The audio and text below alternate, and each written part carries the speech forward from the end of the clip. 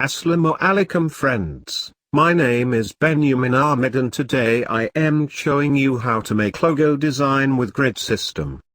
So if you are new on my YouTube channel, so don't forget to subscribe my channel and press the bell icon for latest logo tutorials. Now start.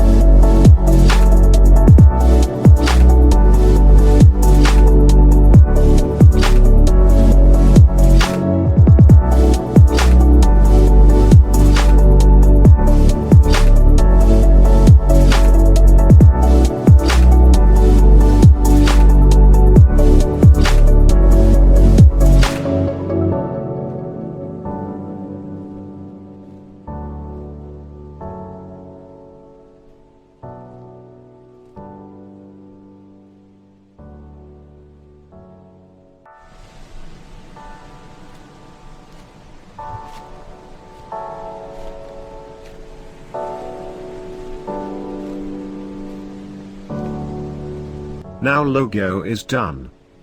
So friends, if you like a tutorial, so don't forget to like, comment, share and subscribe my channel for latest logo tutorials.